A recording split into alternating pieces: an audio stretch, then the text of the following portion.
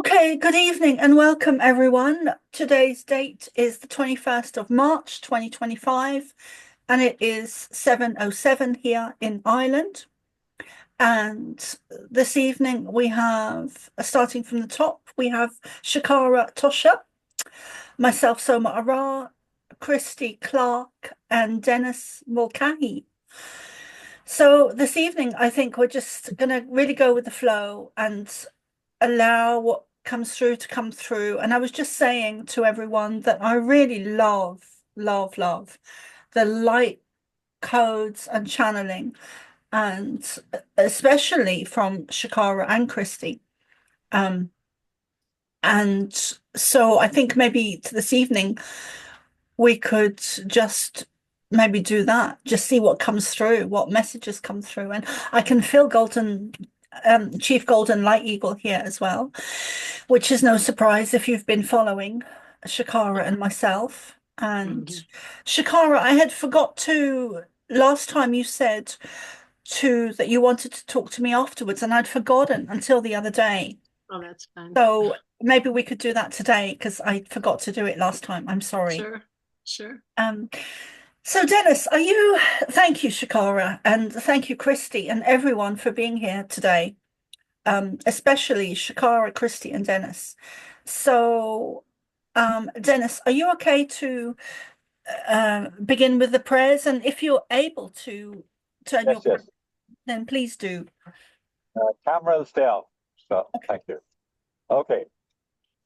So I will begin with the prayer called the Law of One. This is not from the raw materials. I believe it is from something called the White Brotherhood. I also believe that this is a prayer which is galactic and is older than Earth. We are all one. When one is harmed, all are harmed. When one is helped, all are helped. Therefore, in the name of who I am, and I am one with all there is, I ask for the greatest good of all here concerned. I give thanks that this is done. It is so. And I will repeat it 2 more times. We are all one. When one is harmed, all are harmed. When one is helped, all are helped. Therefore, in the name of who I am, and I am one with all there is, I ask for the greatest good of all here concerned. I give thanks. This is done. It is so. We are all one. When one is harmed, all are harmed. When one is helped, all are helped. Therefore, in the name of who I am, and I am one with all there is, I ask for the greatest good of all here concerned. I give thanks that this is done. It is so. And I will share the I am mantra, which Federation of Light shared with Blossom Goodchild. And it is, I am the light. I am the love. I am the truth. I am. I am the light. I am the love. I am the truth. I am. I am the light. I am the love. I am the truth. I am. All right.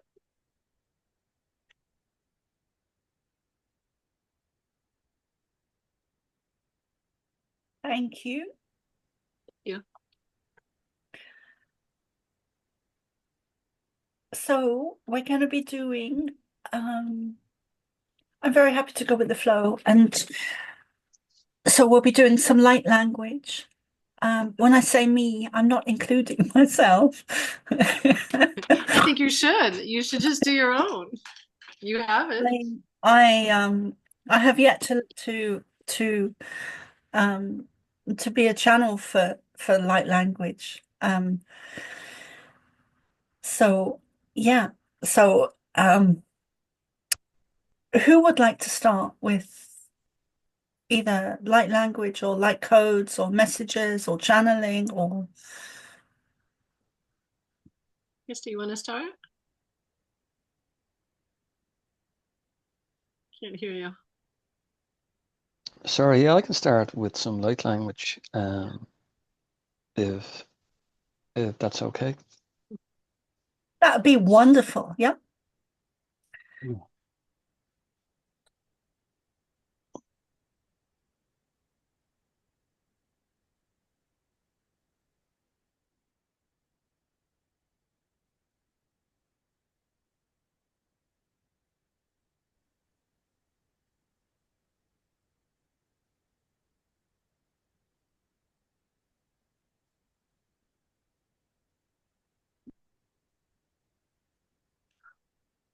Yaka ushi uaka yidi uaka yatoshku uaka yatuaka ishi uku yaka yata ukushku uaka utushki uaka yata ukutushki uaka yidi shiki uaka yutushki uaka Iata I ukutushku uaka, iata ukutushku uaka, ukutushku uaka, iata ukutushku uaka, iaka, utuia, iata, ukutushku uaka, iata ukutushku uaka, uaka, iata iua, iata iata iakutishkuaka, iata iakata, iata uta uaka, iashiukua, iata. Namaste. Beautiful. Thank you, Christy. You're welcome.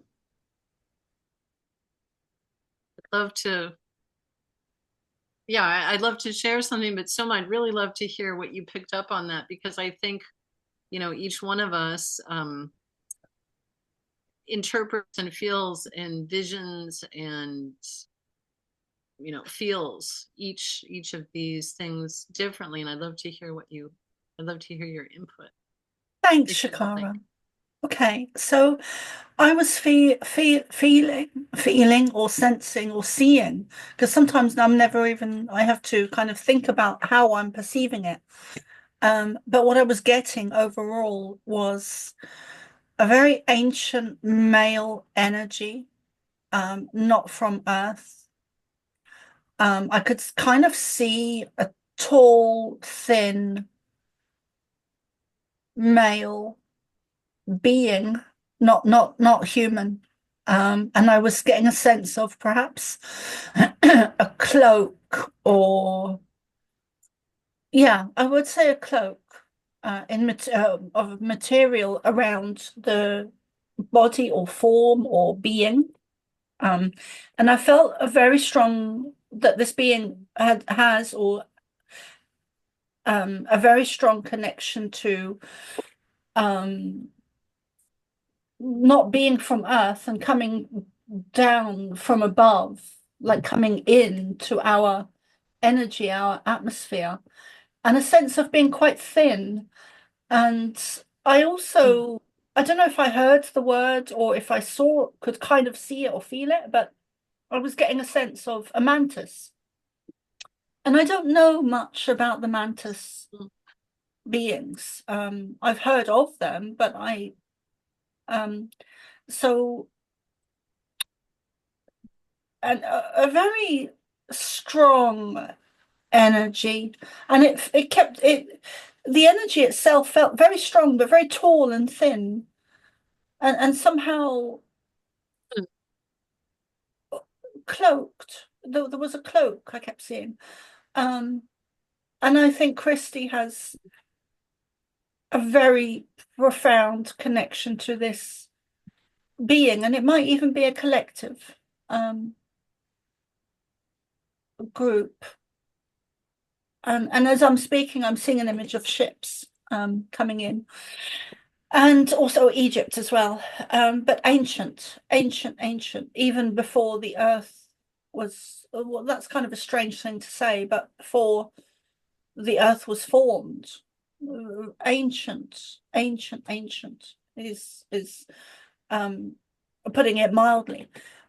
But yeah, Christy, so I think that's about it. And Christy has his hand raised. If Shakara wants to share, I don't mind coming back in after Shakara because I'm just after speaking. So I can wait. There's no problem.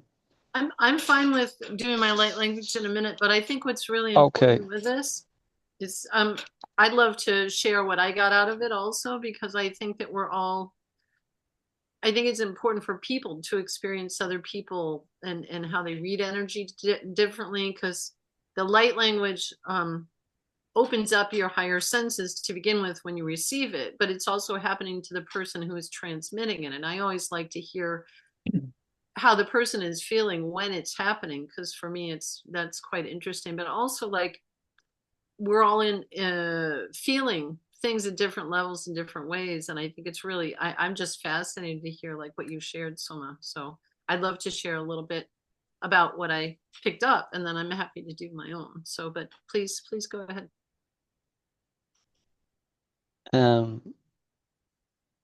As I was speaking the light language, you could see the tone was changing. The vibration within myself and the frequency was changing. And when I stopped, I became aware of this mantis being that Renturis had told me about. And I'll share the story on this. The reason I asked Renturis in a channeling session what happened to me in a situation in the forest. In this, what, just now you asked him or previously? No, I asked him previously, but I know there's a mantis being around me from this update I'm about to give. So I asked Renturis, speaking to him through a channel, what happened to me in the forest. And I was walking my dog, and I had the lead around my neck like this, and I had it tied like this, so the lead couldn't move, and the dog was running in front of me. So the lead was sitting on my chest, and when I got out of the forest, the lead was gone. And the only way the lead could have been removed if someone opened the knot and took her off me neck. And I knew immediately that I was after having an interaction with a higher intelligence. So in that moment, I decided to walk the same walk again, which took me 2 hours to look for the lead. And on the night, I didn't find it. But when I brought it to Renturis' attention, he said that was a mantis being that took the lead off you in the forest. Now, the only time I relaxed in the forest was about 5 minutes. I sat in the ground and I put my head up against a tree and I closed my eyes, and the dog was running around. He said he took it at that point. He said he's here at the moment and he's aware you're bringing that to my attention. This mantis being has had an incarnation with you a long, long time ago in another reality. So he's a trickster and he's playing games with you at the moment. So I'm glad you brought it up, he said, because I can now make you aware of it, that this mantis being is around you. So it's interesting that you, Soma, gave that feedback on the feeling that you received through that coded language. Like, you sensed it was a thin, tall being, and then you brought the word mantis into it. So it's very interesting. Thank you.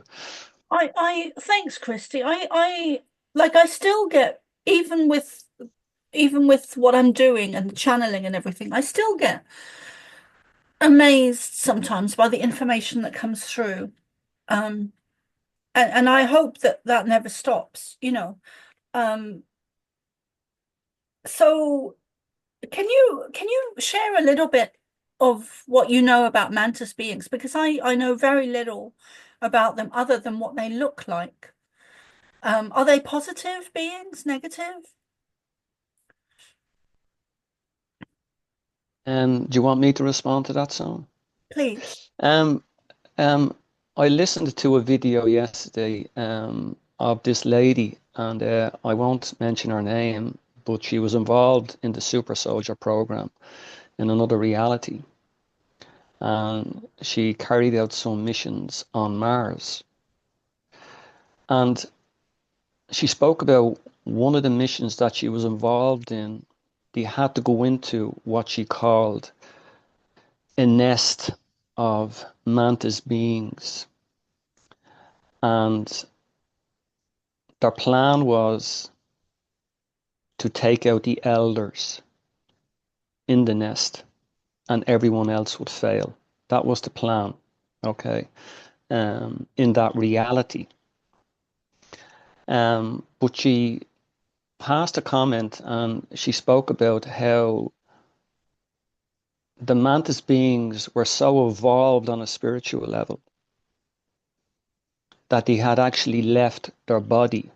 They were aware of the situation that was coming about. So they were able to leave the physical body in that reality and go into another dimension. Now they went in and they destroyed what they seen, but the elders, the mantis elders, had gone into another realm, like. But she spoke about their spiritual awareness and how spiritual they were, and how quite upset she became when she realized, when she came back after a 20 and back, what she was actually involved in, not just with that race of beings, like, you know. So so that has stayed with me, not just that story, that video that I listened to, or not just because Renturas had brought that information to me, but I was always fascinated with the mantis being, with the mantis insect, the shape, the look, the texture. I was always fascinated and drawn to it. Yeah, that information that Renturas gave me and allowed me to understand what was happening. Like, Renturas did say not to be too worried. You are very much protected, but this mantis being is playing a bit of a game with you at the moment. I asked him where the lead was gone, because I couldn't find it back on the 2-hour exact walk. He said he's taken the lead. It's gone into another realm. Don't worry about it.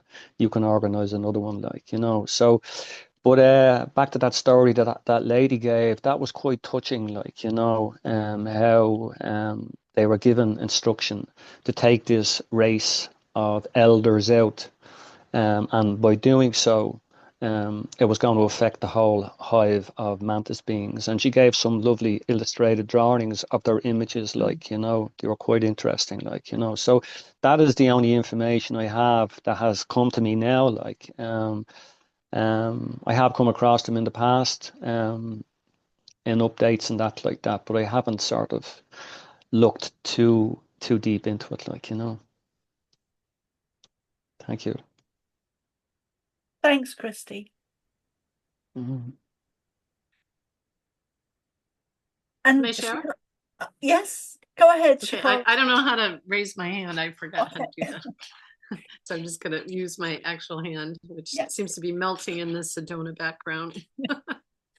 Can I just share a little bit? When you were speaking, I think it's so interesting because what I'm shown is, however the guides appear to us, and whatever the message comes through and that kind of thing, I think it's completely related to us and our unique frequency, and maybe, you know, how many lifetimes, what we've done in other lifetimes, and our star family. It's a combination of a lot of things, what I find. And then the light language that comes through, sometimes it's codes, sometimes it's healing, sometimes it's retuning frequency. Sometimes it's a coded message from one person to another. Sometimes it activates a particular code. So it does a lot of different things. And what I'm finding, because this is all the stuff I'm writing about in my light language book, is everybody does it a little bit differently, but also what the person is experiencing, how it's happening for the expressor of the light language is really interesting. So the other thing I just wanted to mention is what I've been shown is we see things obviously through every filter of our own unique, upbringing, our background, and everything, and what we maybe are interested in or scared of, or whatever that range may be. So I think every one of these beings, I'll put it this way. What I'm shown is that every star tribe, which I consider ultimately to be everything, even animal nations and plant nations, star tribes, star nations, have positive beings and what I call divergent or digressive beings, like people. There's people that are positive and negative. But I think that even within all of those, there's both sides. So when you're talking about the trickster, on one hand, it could be a trickster, can be like even in the Lakota tradition. Chief and I were talking about this a lot. He's here again, of course, but this notion that they're trying to do something negative to you can be one interpretation. And the other thing is it's a spiritual test. And another thing is that they're showing you another side. Like in Lakota, they talk about the Heyoka, which are the tricksters that, medicine people, I don't say just men, medicine women too, but medicine people that do things backwards. It's like the fool in the Renaissance courts. It's the one that sees the world a different way. And I really appreciate that. So it all depends. All I'm saying, even the notion of a trickster is kind of up for debate about something, because I think they really have a gift to show you something. And I think if they're coming from a high vibration, even if it feels like a little play or something devious, if you, I don't know, I'm saying this, but there's some message in here. I think if you go along with it and figure something out about it and resolve or realize something, then it's like, it's like you've been given a gift. Well, that's, I say I don't channel. It's more like a transmission, but you could say we all channel. We're channeling thoughts at every moment from the Akashic. We're channeling energy and art when we make it. But I prefer to use the word transmission because it's, the live codes. But, I love that word too. But a couple things. When you spoke, I too saw a mantis. And my understanding is one of the things that I've studied, I get these downloads, I get the visitation from these guides, and then I study them. So the mantis, as I understand it, and many people describe them this way, are more like an advanced ET race of scientists. So a lot of people will experience them in dream time or even abduction or going to ships as like scientists with lab coats, or they're teaching advanced mathematics, quantum physics learning. So very, very brainy, maybe less emotional, soul connected. But I've always seen them as teachers. They come in sometimes when I'm up there, as teachers, and they're listeners and watchers and guiders. So maybe they're not as emotionally connected to their heart as maybe Pleiadians or Arcturians, kind of go both ways. But so that's what I'm feeling. When you said that, it was like this, I was seeing, it's like a composite of you, maybe these people you've been or something. And I'm not interpreting, I'm just saying what I was feeling.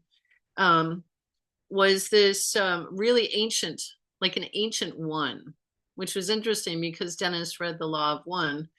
And it was like this very, exactly like you said, like this very thin being just kind of floating, dark, but almost like a shadow. And a lot of times when I experience the ancient ones, there's even ancient Arcturian elders that I visit, or way back from the Anu pre-Anunnaki. There's a tribe. So that was another. It was like a composite being of this mantis, this Anu energy, this ancient wisdom keeper, and what else was I feeling? A little bit. I listen to the tones in the light language, and sometimes I can recognize. Toward the end, it sounded almost like dolphin and whale speak, the kind of thing. The tree language, we have physical trees here, but they represent a vibration. I've been told they have their own planet and have a certain vibration. And a friend of mine does tree language, which is like, that kind of fast or staccato, but it had something in the quality that you were bringing forth. So, and I was seeing Esasani, the Esasani beings, and a couple things. So it's a really, really beautiful message. It felt like an ancient, almost like we think of Aramaic or Hebrew, or like an original light language that everyone spoke.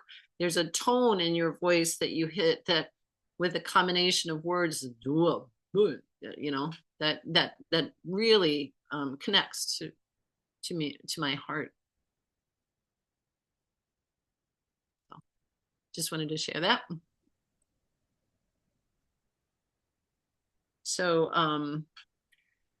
yeah, so I can share a little bit of light language, and sometimes it's just whoever's showing up for you guys, or for the group that's watching, and sometimes it's like a composite, as like all these different guides. But whatever comes through, I'll just say the light language. I'll do some messages later, but it's more just the frequency of the language and pictures. Like I'm gonna telepath pictures.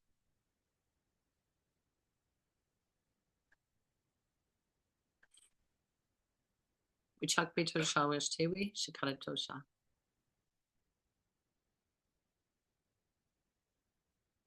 Shakutu Singir was Sanin and Washambo to Lakine.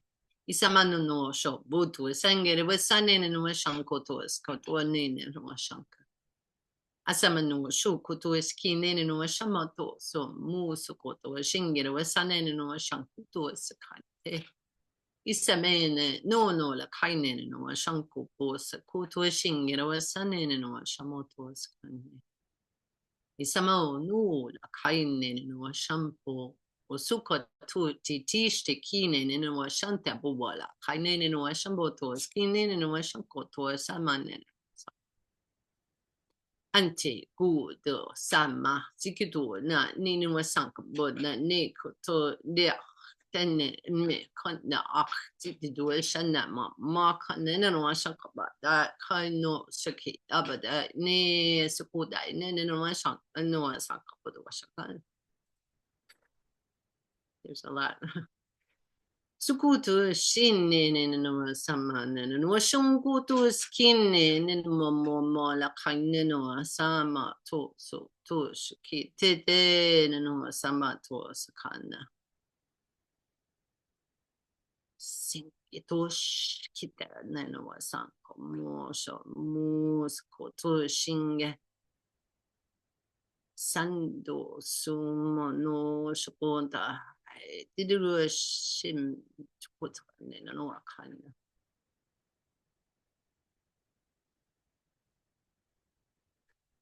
Sputu shing, and was sending in Shamadola, king and one shankotola, kangan and one shankoto, moshakot, and then in one shankodola, king and one shankit sanga. Now I'll go in and one shango mong and then one shakodo sing, and then one shakodo shing, and I was sent to do a shan. Uso tu shani siku tu shingir wasana actin in washama utu sama ni siki titwa.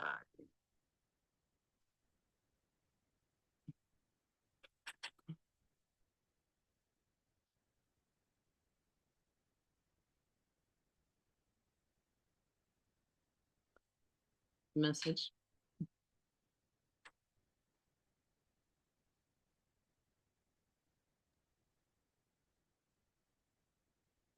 so many guides.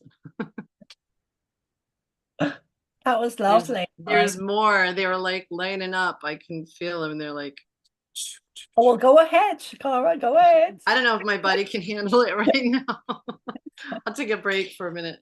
Okay. It's intense energy. Yeah. Denis, would you like to share something, anything?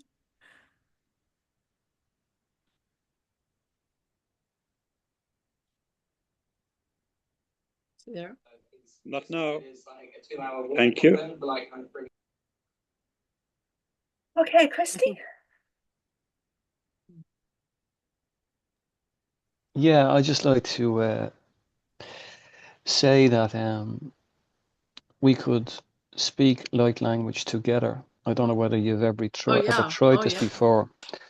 So what happens? Yeah, well then, yeah, that's good. Yeah, so we can feed up. Sorry, go ahead. I just want to ask if you guys have any input on what, like, I'd love to hear what you were experiencing when I was talking, and then I'd love to do the conversation for sure. Okay. Is that for me or Christy or both? Both. Okay.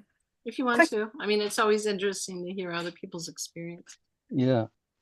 For me personally, when people speak light language, including myself, I feed more into the energy and the vibration and the sound. Some people, when they speak, they can interpret the message into our language. I have tried that a few times and it works. Not saying it doesn't, but I'm inclined to fall back into what I'm feeling from the message. And I mean from the sound that is made during the performance, like, and how that makes me feel. And that allows me then to understand really how I'm connecting to you and how I'm connecting to them, and how we're all basically connected, not just in the call, because again, there's that ripple effect from the message that allows us to understand that it's important, not just because we brought it across now. It's important that we allow ourselves to tap into that awareness, because it's just like another program we can go to when we feel the time is right, either in a call like this or in a meditation or a quiet time. So that's where I go, Shakara. I felt very, very drawn to the message. I felt as well also that you could have went on. You decided not to pull away, but you brought it down lovely, the message. But I felt, as you said yourself, there was more there. And I think that can happen to me also. You know, there's times where I can keep going, but that's where I bring myself back in, or allow myself to come back into the message, and I'll bring it back down to an energy where I'm just ready to close off. Like, but as you've said, there is many watching this call. There's many feeding into our energy. It's like they've stepped back and they've relaxed, and they're connecting with us emotionally and possibly physically. And the reason I say that is because my body's on fire here at the moment. I'm not sure who's around us, but so it's like when the call started and we made sure we were all in the room, we also had an audience that we weren't aware of that was there, may not in the physical, but they were monitoring quite closely as to what the discussions were and where the conversation was going. And they worked through us in that, either in our light languages or in our channeling, to get their message out, their message across. Like, so. Absolutely. Yeah. I just want to say, sometimes I've spoken light language to a large group of people for for a while, for an hour or two. I mean, I have no problem, as someone knows, I have no problem with the language or talking about it or whatever comes through. I think what I was feeling is there's quite an intense energy. So there's a lot of, I was feeling maybe even everybody who might even see this in the future, you know, I'm picking up their guides, that kind of thing.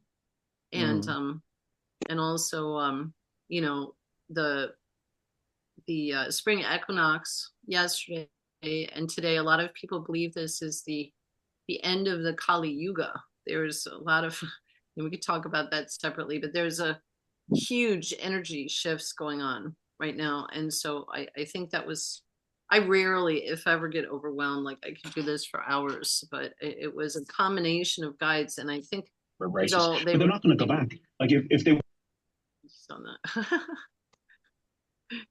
There's Denis channeling through. But you know, anyway, there's I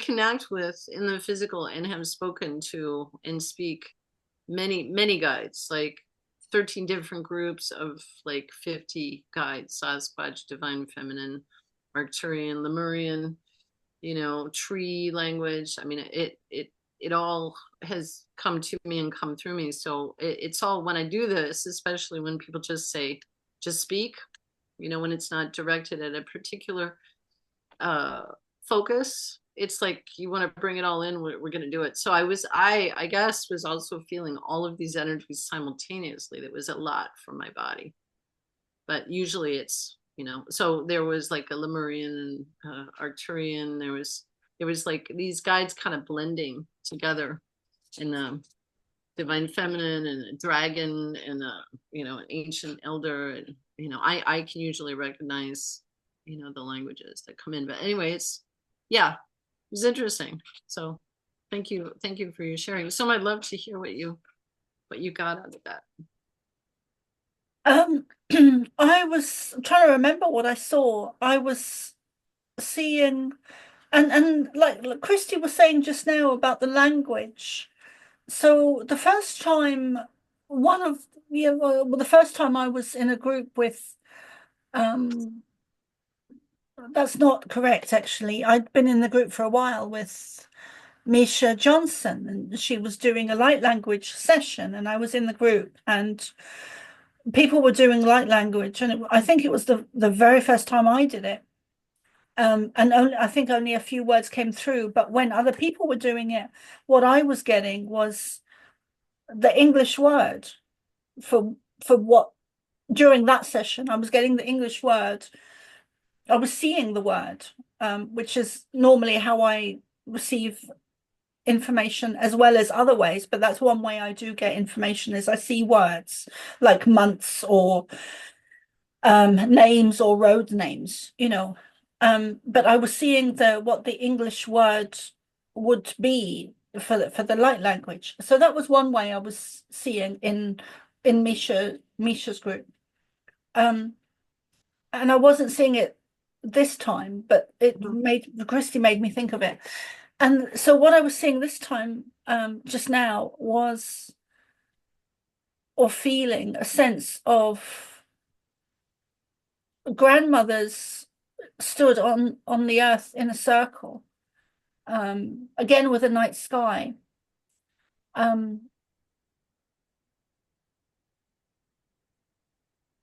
night, and outside, and they're all seem to dress warm enough, but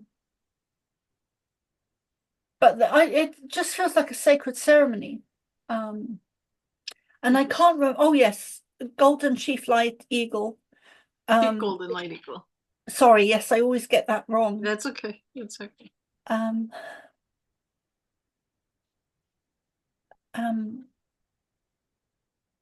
He was saying, he was giving me a message, and I felt like he wanted to step in and bring a message, but I felt a bit uncomfortable with it. So I kind of stopped it. I kind of put a cap on it and stood back energetically. But the feeling of what he was saying, or the gist of what he was saying, was that he wants other people to, perhaps I'll just pause the recording. Okay, so we took a little break there, guys. Would you guys like a proper coffee break? So Christy and I are going to share a little light language back and forth. So for you. So let's go.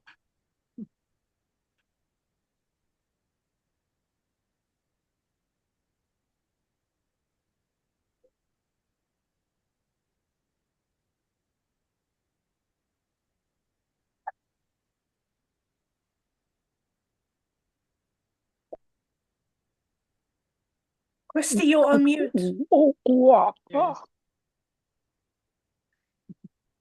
Actually, you're not on mute. I'm sorry to disturb you. I know I hate that when people disturb me, but we couldn't hear you, but you weren't on mute. You dropped out in the beginning. Okay. Could you say a little more something so I could pick it up? Can you hear me now? Yes. Yes. Okay. Okay.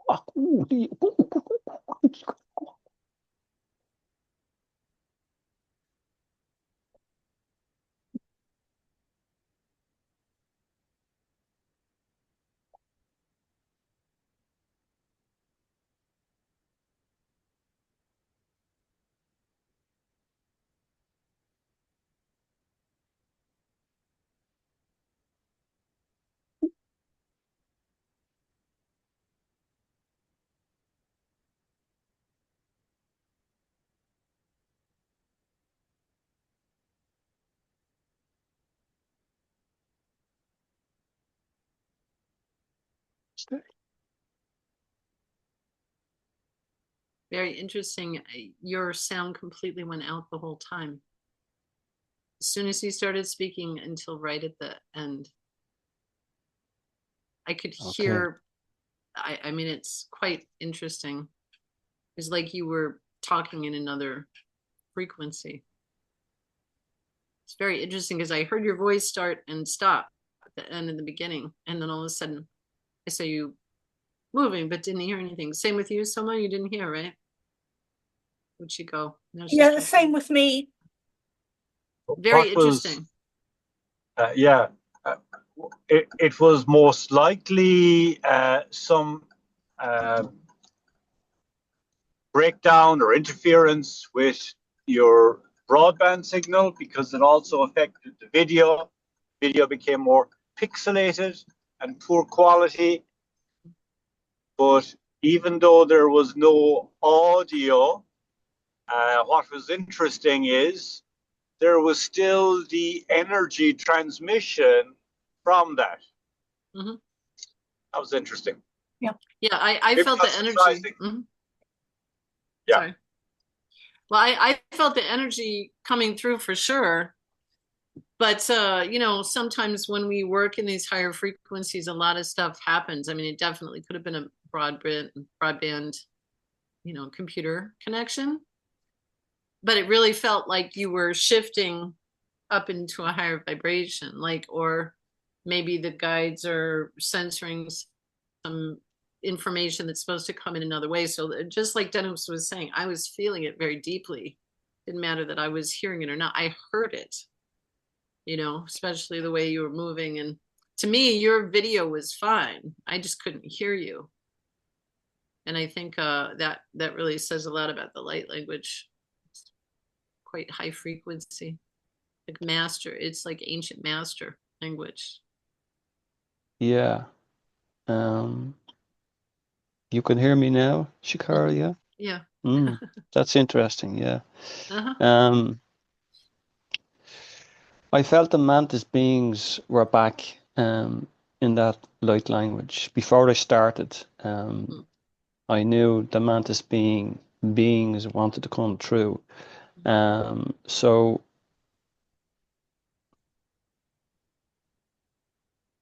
I just allowed them to take the lead on that, like, and I could sense and feel the change in frequency and vibration. But it's interesting that the sound stopped. It could be, as Denis said, an interference with the Wi-Fi, but it also could be an interference from them. They do that often. Yeah. I have a lot of tech issues with people on calls. I just wanted to say that I think it's both. I think it was them interfering with their their technology, and then also possibly other interference as well. I just got a notification that says your internet connection is unstable. Well, let's just give them a run for their money, as they say. Let's do it. Yeah. Shikutu singere wasanen no shamato mo sakoto shingere wasanen no shamboto la nene no shakoto singe. Yakutuaka yaka aka utushkiyaka yata yakushkiyukuaka yaka utushkiyukuaka yaka utukushkiyuaka utuchikuaka utuchikuaka. Ikete nene no shanna ba ka nene ma du usha kai nene de ba shanne no mama katoto to shanne nene no I ne kun dan get it was some ne tinin and was some munta tenen.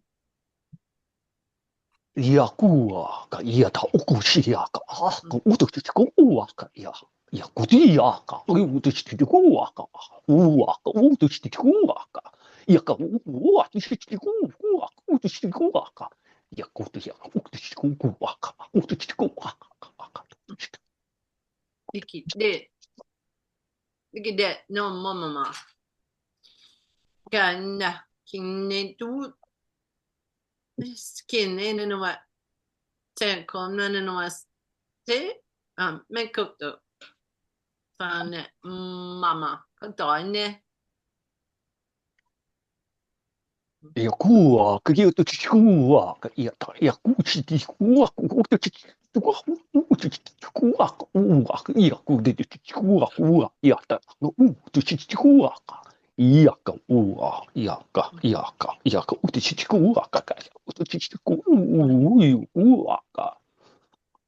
Yaka koto shene manuma sangabodo la kainine no shangoda aina koba ai de shu shingin samama manamasa. Aina. Yakuaka, Tiaka, Aka, Ishiukuaka, Yaka, the Yaku Utu Shikuaka, Yakadiaka, Utu Shiakua, Yaka Ua, Yetu Uaka, Utu Shiku Uaka, Uaka, Utu Shiku Yakatuaka, Ishiki Ua, Yaka Ua, Yaka. Yaka wash kinde to wash akoma I ama nene no sanka iwaka ine mea sake no I musukut neman chunka bane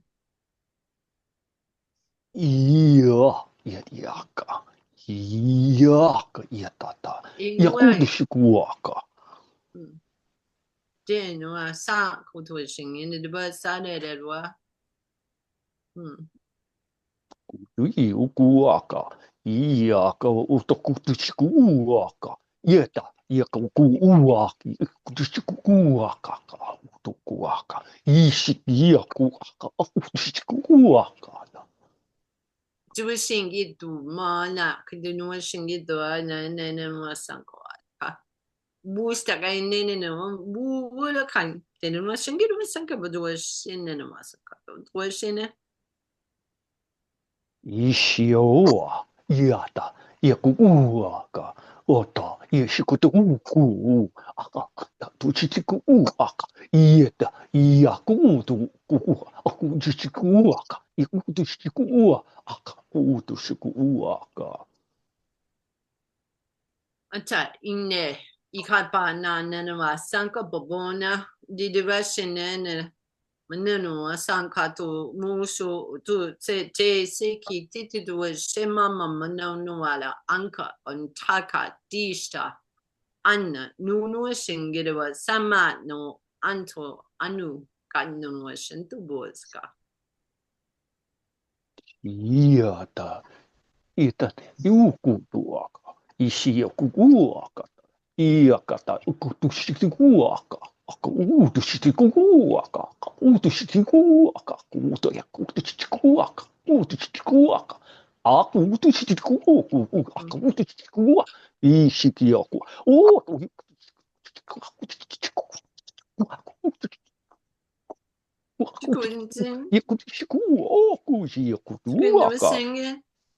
Chikunuma Denua.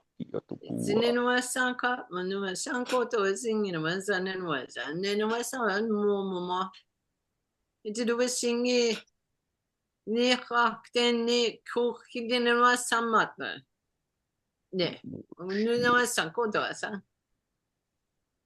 Ushua, Ushua, Kutushkua, Kutushkua, Yakutushkua, Kutushkua, Ishikua, Ishikua, Kutushkua, Kutushkua, Yatam Kuti, Otushkua, Kutushkua, Kutushkua, Ituaka, Yakuta. Shiti kutu shitiku aka shitiku aka shitiku yatiaka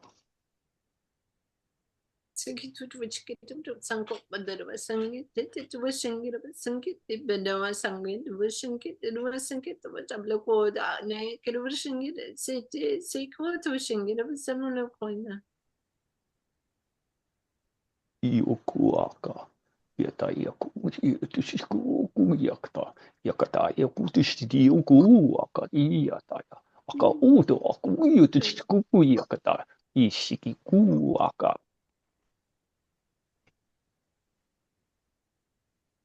And take to a singing of a sun and a shaman was king, dead to a shin and summer. It's a more kotoshkin. yata yako yakata ushiku Yukuaka, Yataukuaka, Yaka Utushkuaka, Yokutuaka, Yeshikuaka, Utushkuya, Yatuuka, Utushku, Yakuaka, Uaka, Yikutu Yakurishkuaka, Yaka, Ukoriakota, Yishikiukua. It's wishing about the work I know in my shaman war.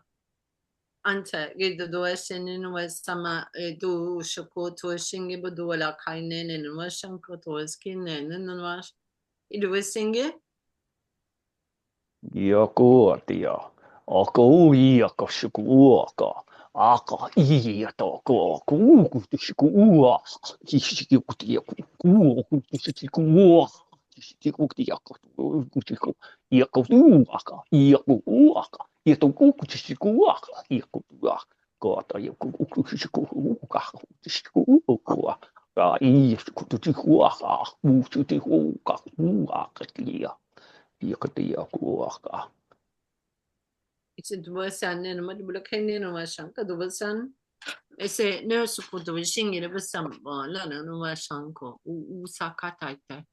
And I was thinking, else when my son, I said, I never but the washkin, it was in the shanty. Ishikuaka, Iata, Uku, Iaka, Udishi, Iakuaka, Ota, Utushiku, Iakotu, Utushiku, Shikuaka, Ushikuaka, Iakutuaka, Iakushikuaka, Iakutuaka, Utushiku, Ushikuaka. Chukuto is singing with Saninuma Shantabola kind. I'm complete. Yakuaka, Idiaka, Ushiuaka, Utushikia, Uta, Guaka, Diakushikua. Namaste. Wopilapidama.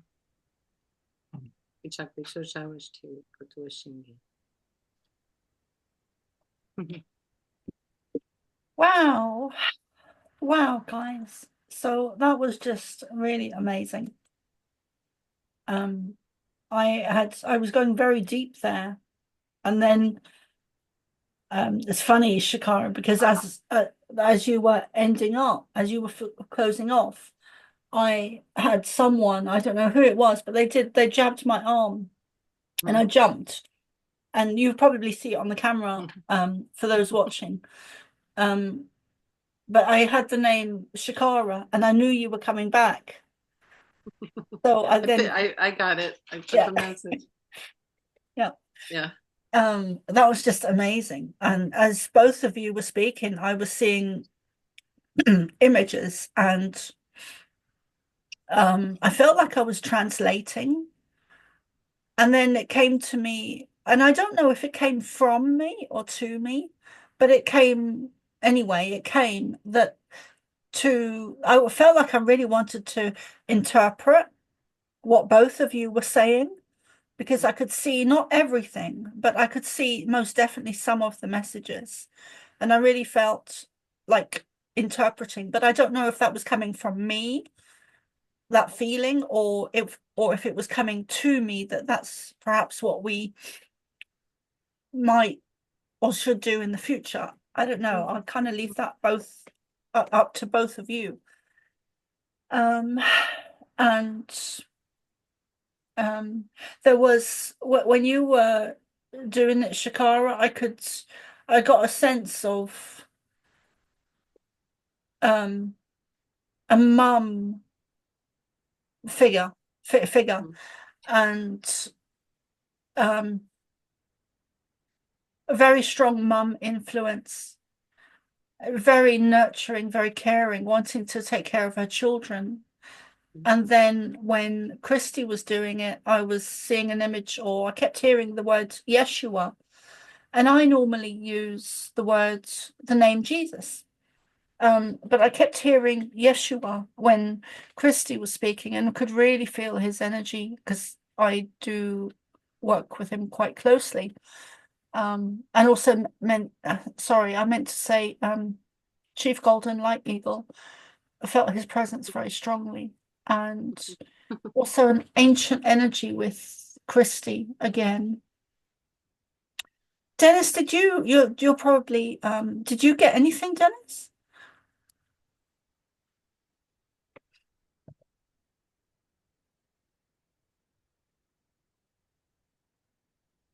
I don't think Denis is able. Yeah, I don't think Denis is able to speak. Yeah, he's going to telepath it to you. He telepathed it to you. But there are times, most definitely, when both Denis and I are aware of telepathy in instances, in the moments and seconds. You know, we're both, we're very tuned in to each other. It's interesting. I don't know, Christy, if this happens to you, but a lot of times I can hear different star languages coming from people. Besides, I pick up people's telepathic thoughts, but I also hear messages that they don't even know that they're speaking. It's like their higher self or the guides are talking to me. And sometimes when I'm doing things, I'll just hear star languages without a person around, almost like star people are talking to me. I just want to mention also when I was speaking, something popped up on Zoom that said, "Did you change your language? Are you even speaking English?" You know, maybe you want to adjust the language that you're speaking in. It was so funny. Yeah. Yeah. Yeah. I didn't see that. Yeah, well, I think it's because I was speaking, but I had a very interesting experience. I just want to share when I was in Sedona after I spoke at this conference. I'm based a lot in Sedona. That's what's happening in the background here, but I'm in somewhere else now. But I was out with friends after this conference, and the guy that was leading the conference, we were talking about light language and spontaneously doing it. And so I just went up to this guy. My friend was videotaping for, filming, whatever you say, videoing for his show. And I went up to this guy and I just said something in light language, and he, 28-year-old man, and he, something like that. And then he spontaneously started talking back to me, but he was talking like elfin speak, and he was singing almost an opera and then doing the language. And I would say something, he would say something, and I've got it on video that I replay sometimes, but it's very, very interesting. So a lot of times I'll just speak light language to people, and people say it's not especially mine, but the light language I do activates that in other people, and they'll just spontaneously start talking. This has happened a lot. Or the people that I'm with, I'll do it, and then later they'll start doing the light language, drawing, but especially the verbal. It's very interesting how it activates it in other people. And I don't know if you've had that experience too. Yeah, that's how our star family work. I mean, they're actually queuing up at the moment, waiting for the opportunity either to come in through light language or come through in a channeling message. So they actually argue with each other on the other side who wants to speak first and who wants to come in first. And normally it's the being you're connecting to that has that choice. But on numerous occasions I've had that situation where renters say it's really interesting here, there's many energies want to come forward and communicate, so they're just really excited on the other side, and they're so happy that we've come together and we are able to bring our energy and frequency to that point with the help and support of these guides. So they're quite happy really to watch, but also it's much more exciting when we allow them to come through, either through channeling or through the light language, or just take the physical body over, because I do often get to a point where I'm speaking and I know it's not me. I'm having a conversation with somebody, but I know that there's somebody else coming in on the conversation, and they're actually allowing me to express and get my point across a lot better. Not saying that I would be weak in that moment, but it's like they're constantly waiting, and it's one of the reasons we're in the position we are at this time, because we chose to be, of course, but we're here and we've been switched on. And in that moment, they're always waiting for the door to open, and when it opens, they're in straight away. Yeah.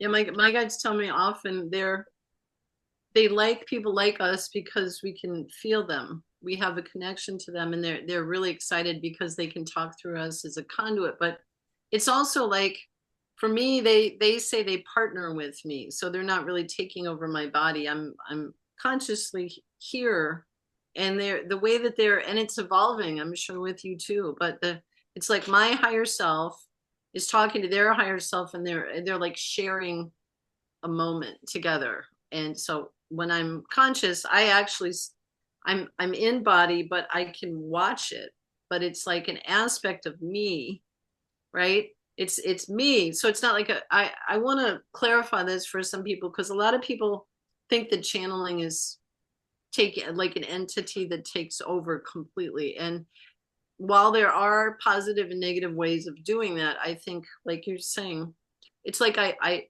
have to partner with them. So, you know, I think it's important to acknowledge that this is also you. This is your higher self kind of working with these guides, and it's almost like the portals open and it's another way for them to come through. But I think this is aspects of us is what I'm getting. Yeah. Something you shared there is interesting, really. And for me as well, I can get to that point where I'm actually watching myself. There's an aspect of the 3D version watching what's happening in the other version of myself in that moment. Yes, exactly. Yeah. I'd like to add to that. Thank you. Had an experience where I was channeling, and I was looking. So I was sat in the chair and I was channeling, and I was aware of the Pleiadians and Ashtar talking through me, and yet I was looking at my younger self, who was on my left, because I was aware of a presence, and I turned and looked at her psychically, I guess. But she was looking at me, but it was my younger self when I was around 7 or 8, and she was just looking at me. So yeah, I just wanted to add that in there. I've been having a lot of experiences where me now is talking to my younger self in the same room from here. Like my younger self is appearing to me now, and then it shifts where I go back to my younger self and I'm in my room and I can see everything, and I'm inside my younger self and I see my present self come in. It's really interesting how this is flip-flopping. I also wanted to share real quick, when these guides come in, as they're speaking, especially when I'm doing sessions, they're picking up a person's energy, their vibration, their higher self, and their guides. And there's a lot of conversation going on. So just like you said, there's a little part of me that slips aside, and I'm watching my higher self and the guides, their guides, whatever, kind of working up here. And then my job is to kind of bring it down and out to the person in the 3D. But as this is happening, every time I'm speaking with somebody, it's new to me, and the guides will come in and bring in a message in light language while I'm getting holographic packets of information that my higher self is kind of breaking out. It's like a whole ball of quantum stuff, and I'm going, oh, this is interesting. And then the guides are actually teaching me as they're talking through me. So it's like 4 aspects of me: one that's present, one that's watching, one that's interpreting, one that's being taught, and one that's teaching. Like, well, this is how it feels to be in the human body. And this is how it happens also when I get the downloads. There are these packets of information, but they're like aspects of me that I don't know, it's just really interesting how this manifests, you know. And then last thing is when I go up often to this ship, this Arcturian ship that I'm starting to talk about more. And there's a room where there's like 5 different rooms. There's a healing room that has kind of like a med bed, something that has like door portals, something that has a wall of codes and stuff I'll talk about later. But as I'm experiencing these, I go outside I go somewhere within my body. So it's not just like my psychic self, but I'm actually feel like aspects of my physical self. Some aspects are going there. It's not just remote viewing. And while I'm being worked on, for example, on the table, I come out of my body, but it's different than, you know, out of body experience. I'm in the body, and an aspect of me comes, and the guide comes, and as they're doing something to me, like healing or recalibrating, I get to ask them questions. Well, what does the heart do? How do these systems work? And it's like I'm seeing holographic layers of myself where I can be the student and be asking questions while I'm being worked on. It's really weird. You know, many different ways that plays out, but that's one couple examples. They are always looking for an opportunity to expand consciousness. So whatever chance they get, if it's in what you describe, if they find an opening, they will work on that opening, and they will allow you to understand and feel what's actually happening. As you're aware, they're very careful what they give us. Like, they are aware that, you know, 3D vibrationally is quite low to them, like, and they're aware as to what we're manifesting through thought. So they're quite gentle with us, positive beings, and they're very respectful, really, as to how they interact. If it's just sitting beside you and allowing you to feel their energy, or you catching a flicker in the side of your eye, or a sound, they're giving you all these messages, and they're just waiting for the opportunity for you to come into that feeling, that sense of, oh, I know they're there. You just got that thought in the second, I know something's happening, and you act on it. And when we act on it, yeah, sometimes we're not aware of the work that's being done in the background. As you just described, Shakara, they're downloading information into our subconscious, and it's like, okay, Shakara has received her download. She may not activate it for a week, but it's there. And they will come through in that moment also. The information is already there, but they will support the information in your channeling or in your light language. Like, you know, so it's just like the system upgrade on your technology, much the same. They're giving you that information, and as I shared earlier on, I questioned this on a few times to Renturis. I says, what's happening? He says, well, you're channeling. He says, even though you're in a verbal conversation, we're coming in on that, like, just be aware of that, like, you know. So that's really, really interesting. For me, it was, because I was always trying to, my 3D mind was wired in a way that I says, this is a long time ago, I says, I don't believe who you say you are, like, you know. And he says, that's okay.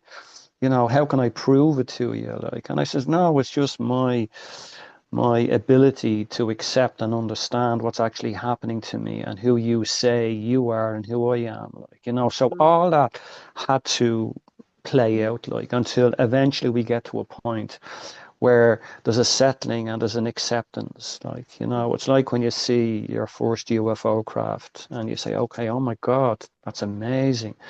And it happens, and it may happen a few times after that, and the program just moves away from that. You've seen it, you've accepted it, it's a reality, but now you have to take it up another level, like, you know. And I think personally, for me, that's what's happening to me.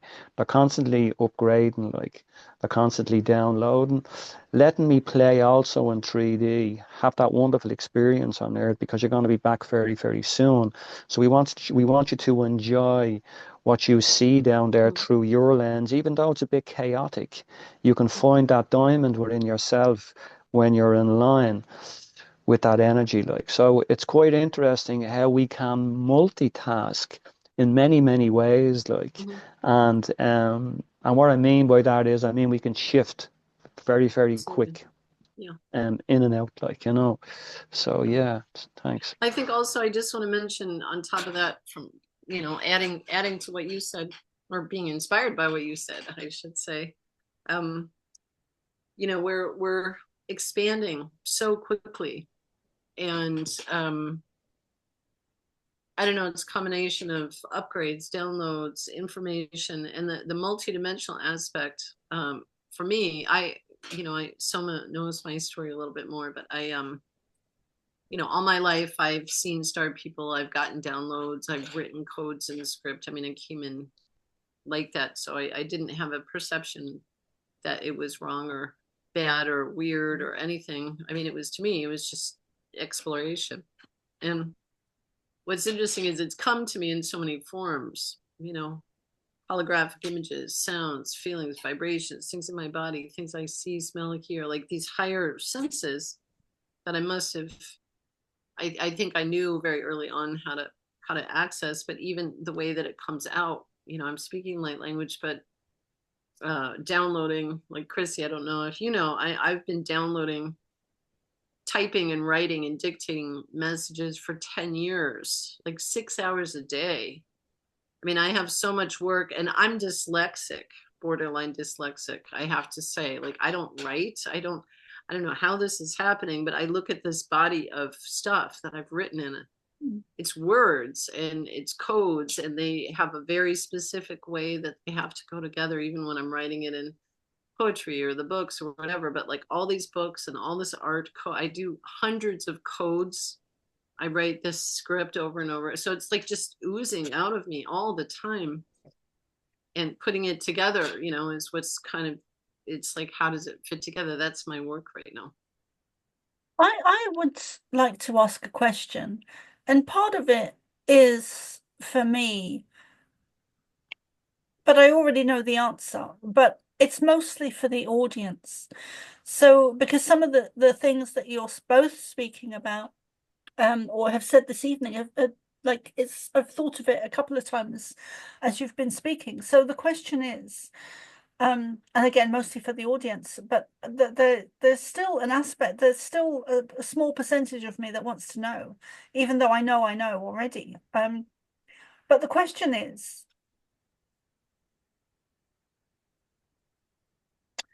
how do I word that? Why us? You mean us individually? Yeah, why us? And the likes of us. Well, see, well, I'll come in if that's okay and try and answer that question and just give my version of really what I'm feeling since you just described what you said. Like, that was one of the questions I brought to Renturas 10 years ago. I go back 10 years ago, and it was very simple. Why me? And at that stage, I wasn't aware of who Renturas was. Renturas came to me as kin. I have his name on my bracelet here. Kin, which is family. And I says, yeah, okay, family, okay. And I'm trying to understand what's actually happening in the moment. I'm communicating with a being in another dimension, another reality, and he's given me his name as kin. Well, for me on Earth, I was trying to figure out, why have you singled me out on Earth? And he tried to explain very, very briefly why that was.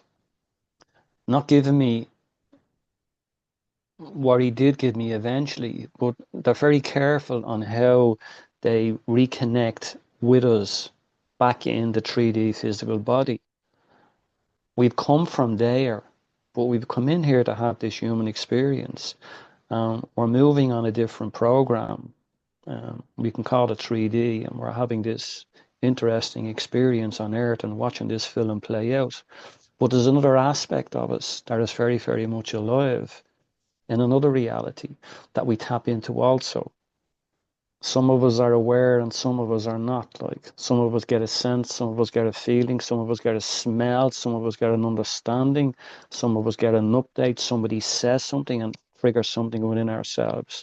So we are all connected, and the collective, the majority of the collective is beginning to understand, either through listening to an update from you or Shakara, that this is interesting. I'm drawn to this energy. I'm drawn to how this person speaks.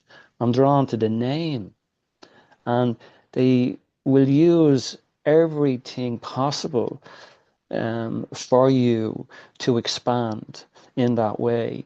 So you will help somebody around. So we have not been singled out. It was something that we have agreed on.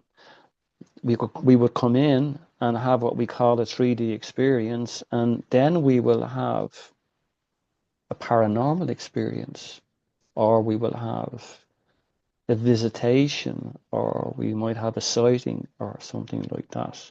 But that question, why me, was something that my 3D mind kept in the background, because I was trying to figure out really how this is going to play out, which I normally do.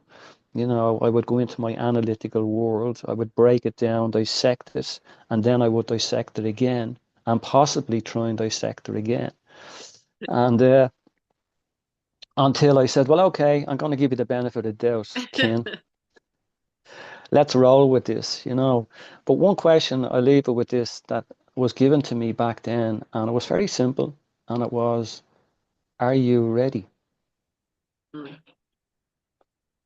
Yeah. I was blown away by that. I have to say something, Christy, because I get asked that a lot over the years.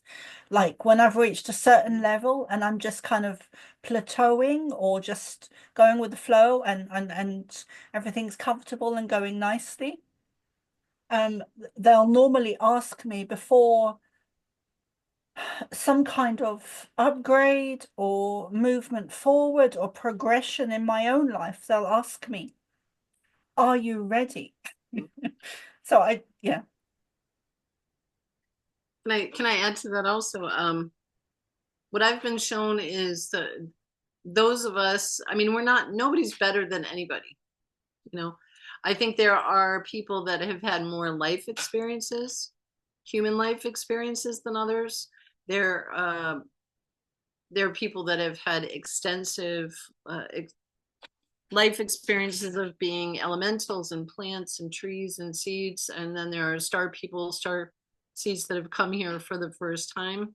There are people that have been, you know, it's like somebody travels once in their life or not at all, and then somebody's like a jet setting all over. It's like, you know, they're planet hoppers and, you know, lifetimes and everything. So people have different life timelines and that kind of thing, and experience. But also, you know, you can have two people in the same life experience, and somebody will try all these things and somebody just kicks back and doesn't want to do anything, is scared, or they want to go out and have these, you know, or maybe just a simple life. You know, it fluctuates, but it's also this will. I've been thinking a lot about will and engagement and action, and the guides are showing me that it's really, you know, when they talk about the chosen ones, nobody is chosen in that way. God doesn't say you, but not you. It's, we choose ourselves to awaken at a certain time. It's almost like I'm really getting it now, like my timelines when I was a child, and then when I was in my 20s, what happened, and then the awakening process that I went through, which is really a remembering of all of these things I've been, and same with you guys, I'm sure. And but it really is something that we chose to do. We set a course for ourselves. I mean, I don't know why I'm writing hundreds of books. I must have agreed to that somehow or whatever, but it's also creative. But there's, you know, the other work that we're all doing, whether it's a career or whether, you know, and it's our full-time work, or whether it's something we just do or something on the side, it's the same thing, right? I do believe that we all have a choice to get engaged in life or not. We all have a choice to be of service. I think that's the most important thing. But why are we the open channels? They just tell me they're just looking for somebody who will listen, somebody who hears. You know, all my psychic friends say the same thing. They say they ask, you know, the spirits when they come around, why? And they're like, because you're an open channel and you get me. I'm going like this and you can see me. You know, so they want that connection, but it's also the vibration of the person that can handle it. They can hold it. Just like you said, when the star people come in, it is a very intense energy. Sometimes I'm burning up. Sometimes my body's shaking. And so I've learned how to master this. Hold on one second. And so I just want to say it's quite fascinating, the whole process. But I think what I'm being shown is it's us opening up to our true self. Like we're becoming galactic, we're becoming fully conscious, fully spiritual, fully physical, So it's an evolution process for us individually, and then us. I think everybody has this ability. What I'm shown is everybody has these codes of creation within them. Everybody has more dominant codes, like somebody's redhead or blonde or whatever, you know, it's genetic or energetic. And everybody has this potential. Anybody can do this, but they do it in their own way. And then it's like, you know, I always think of myself first and foremost as an artist, that I'm creating with reality, and that, you know, it's just play. But anybody can do this. Anybody can speak light language. You don't have to. You know, anybody can listen. It's just a perception, you know, being aware of listening for the sound, looking for the energy, I think. Can't hear you. Your audio's off. Thanks, Shakara. So Christy, you have a question, or you raised your hand anyway? Oh, Christy, you're muted. Sorry, folks. Sorry. Just back to that wonderful question, are you ready? And I've given a description of that question coming to me and me responding, and which was really interesting, like, you know, and it was quite emotional, really, knowing that here was another intelligence and another reality gauging my vibration and frequency. And given me the opportunity, well, we're going to ask you, are you ready? We're not going to put any pressure on you. Are you ready? No pressure. Yeah. And I says, in my 3D mind, is this a trick question? Like, you know, I was actually playing this game with Rentour as well. He was kin at the time, and I was trying to, if I was really honest, yeah, I was trying to manipulate him in a way like that, you know, I'm ahead of you, like I'm thinking what you're thinking. And that wasn't the case at all, like, but he gave me that opportunity to answer that question. And when I did, I said, yes, I am ready. Oh, that's wonderful. That's great. And I says, what does that mean? I said, well, he said, it means we're going to work a lot closer with you and things are going to change. And I went, oh, what do you mean things are going to change? Well, you know, things would slowly change. And I says, give me an example, I says, really. And he said to me, we're going to strip you to the bone and rebuild you. I went, what? He said, yes. Now, we don't mean strip you to the bone, but we're going to work on your physical body, your synapses, your nervous system, your emotional state. And I'm having flashbacks, like, you know, and I'm trying to visualize being stripped to the bone. What are they going to do to me? Like, because I have had experiences which I shared off camera in the past, like, you know, and I was trying to understand and be safe in the moment and feel that safeness and say, well, okay, you know, Ken is me, like, and he wants to express that and he wants me to accept it, like, and that can only be done over time.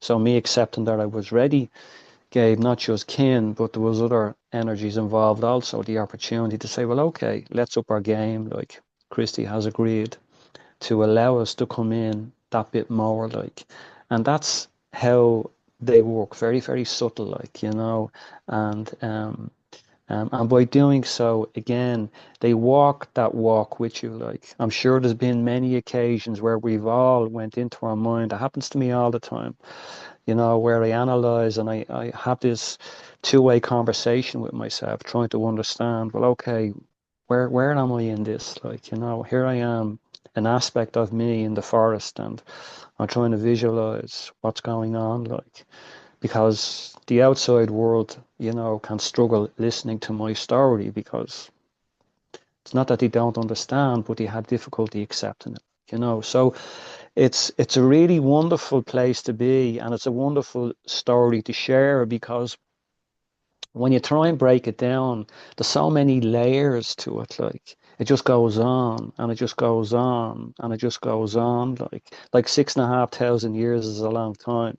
That's how long Rentura said. You know me about 6,500 years. I went, what? He says, yeah, you've had different incarnations here and there, but you know, we've been together that length of time, like, and so that's just giving you some idea as to our distant relationship outside of your reality, which is me in the physical and 3D, like, you know. So that itself, trying to understand that and accept it sometimes went beyond words, like, you know. Yeah. Well, also, I just want to mention, you know, it's whatever we've learned in this 3D world. I think 90% of what we're all doing now is letting go of the things that we've adopted that aren't really us or truthful to us or something. There seems to be a huge clearing out process, but a lot of it, any resistance that I know that people may feel, whether they are connecting to star people or anything, elementals, totems, animal spirits, psychic world, all these worlds exist, but 90% of the problem is they think it's bad, or they've been told it's weird, or, you know, you're doing this wah wah woo woo language or whatever, you're making it up. I mean, people used to tell me that all the time. You're just imagining these beings, you know, you're jibber jabbering. And I'm like, at some point you get to your own truth. Like, you do this so long and go, ha ha ha, funny. You know, it's just what I do. And then I also wanted to address what you said about, we were both laughing when you said about being stripped of everything. I think there's a really interesting thing, you know, a lot of times they say when people are deeply on their spiritual path, it's hard to understand. You really have to sometimes go in seclusion. I mean, this is what I've been doing for 4 or 5 years, and now I'm coming back into the world, but you got to go there to listen in the silence, whether it's inside or to the spirits, the star people. You got to get on the ground or whatever, but you got to hear your voice. You know, I think all this whole journey for me was letting go of everything and really finding my voice and hearing me, figuring out what that me as a human, you know, above and beyond the ego or identity, and then how is that related to God, source, human, the divine, and others. And then things started making sense. But I just want to say, for anybody that's watching, if this stuff is happening to you, you're not weird. You're not weird at all. And I think you need to explore it, but do so mindfully. It's very important to be protected, and so you don't bring in negative energies. But you'll know it's you got to trust it. You got to trust and read the energy, just like people. You know, so the higher you raise your vibration, the more you're going to get in tune with this, and the more you're going to be able to filter out what doesn't feel right, which I think is really, really important. And then however it comes to you. But this is what I'm seeing. Everybody's senses are being awakened right now. They're going to start to see etheric things. They're going to start to feel weird things in their body. They're starting to see, you know, things, spirits in their peripheral. Yeah. So I had a question that I've been wanting to ask, and then both of you mentioned it without me asking, but the question was, like, sometimes, and I'm going to will I stop the recording, or will I just go with it? No, I'll just go with it. Let's go with it. I think it's important. I'll just go with it. If it's not personal, I think it's important. Well, it is personal, but I'll just go with it anyway, because I like to be as transparent as possible for this very reason of the question. But so I've done a couple of interviews. I mean, I've done lots of interviews, but a couple come to mind where the interviewer was very negative towards me, and was and after the interview put some very negative comments on the internet, saying that I was a new age wannabe, I think, or something similar, and basically calling me a fraud and a fake, and saying that I wasn't channeling the Pleiadians. And the first time it happened, that really kind of shook me, because, but it wasn't during the interview that the energy went down. It was from the very from the very beginning of the interview. So it felt like it was kind of a setup. And that was, I probably don't want to mention the name of the interview, but anyway. I think that's better you don't. Huh? I think it's better you don't. It's irrelevant. It's just about this scenario. Yeah, I won't. Thanks, Shakara. Sometimes I'm not sure whether to say stuff or not. I think it's better to not. Yeah. Thanks, Shakara. Because sometimes I don't have much of a filter at all. And also I want to be as transparent as possible because of that very reason. Because I have been called a fake and a fraud. And then both of you brought up that energy or conversation anyway, naturally, which is interesting because I felt that you were guided to say those things. But my question is to both of you, have you come across that personally, and how have you dealt with it? Because I'm stronger than like I have a different perspective now, and I'm stronger within myself and more confident and secure, and all of that stuff. But how, like, has that ever happened to you guys, and how have you dealt with it? Can I address this first? Thank you. All the time, period. All the time. So since I was little, people either love to be around me or they can't stand to be around me. It's really interesting. I never understood it.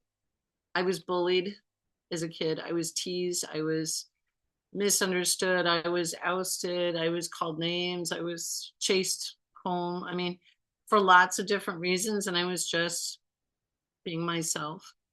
And it forced me to shut down and become very shy and quiet for years. And then I think when these star people started coming, I started finding my own voice. But most of my work that I'm realizing, besides the quantum and the spiritual and the star people and everything, that the core of my work is really about the personal self and the journey of self-empowerment and feeling good about yourself and feeling happy to be human and your self-expression and seeking and finding, love and support with other people. And, for whatever reason, I had to go through this really deep stuff. I have been on shows where people cut you off. I mean, it's like conversations, somebody will cut off. They won't be present. They won't be listening, or they have an agenda and they're talking and they just want to, you're a number for them. I've had that. I've had numerous experiences where people want to, justify. They want me to explain, to justify, to prove, well, do you have pictures or whatever? I mean, I've been around that energy, especially with like Sasquatch and star people and ships. I'm like, no, I sit with Sasquatch. I talk to him. I see him. I don't need pictures. You want to talk to him, let's go out or whatever. But, there's a curiosity. When the human mind doesn't understand something, they have to prove it. The whole Sasquatch thing, like show me the pictures, validate it, bring me bodies. It's like, it's not about hunting, and the same with the star people. And I tell people they come to people who are open, I mean, sometimes they're negative scenarios and everything in the world. I don't really have them anymore, have that ever with them. It's like the star people were the nicest people to me. But when people don't understand something themselves, it's usually projected or reflected back to you. So that's we have been taught, and I really believe this to be true, that we're creating everything, right? If somebody says something to me, it's something I have to look at. If I don't like something I see, or something hurts me or whatever, it's the universe telling me to clean up my act or take responsibility for something. But it's not always a literal, this is you. Denis, are you listening?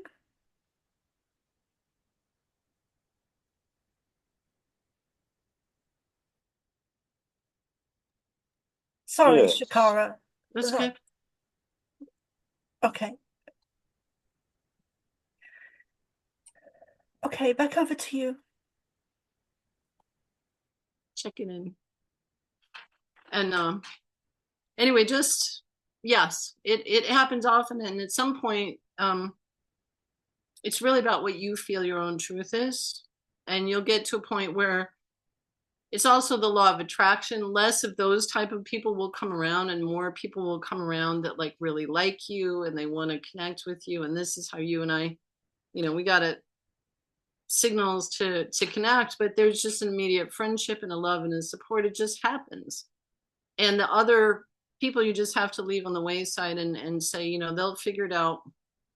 But they don't even, most of the time, people aren't aware of what they're doing. I mean, it really is like we're living in a world of zombies where people are going through the motions and they have no idea. They've lost human empathy. They can't feel, oh my gosh, that person is feeling a certain way or whatever. But it's this combination of overstimulation. This is what's going on in the world right now, or distraction, or people have an agenda, or they have numbers and points and likes and things they're ranking and they want to hit. And at some point, what I love about getting older, I still feel very, very young, but what I love about becoming an older woman in my my crone phase is you don't have to give an F. You just say, yeah, no thank you. My daughter has this great phrase, no thank you. She just turns and goes. And I've learned from her, she's such a great filter of energy. So I'm just saying I would not worry about it. And who cares? You can just kind of laugh it off. And the chief is here too. He used to teach me this over and over and over and over again. He used to tease me all the time. And he used to say, I thought at that time it was like to make me stronger, like a spiritual training. So I didn't say anything back. I just took it, And then he said, oh, well, in our family, you get teased if you're loved, if you're not paid attention to, we don't care about you. So the more we tease you, we love you. And I said, well, in my family, teasing was evil and mean and hurtful, So there's two different stories. But he said to me, you know what? He said, blah, blah, blah. And then he said, did anybody call you this name? And I said, yeah. Did anybody call you this name? Yeah. This name? Yeah. He's standing right behind me laughing. And he said, it's just words. It's just words. It's just an understanding. So he told me, and this is him talking to me, through me to you guys right now. He said, don't take it on, give it back. He always says, just give it back.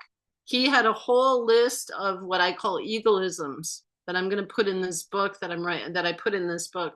One of the things he says is they'll get over it.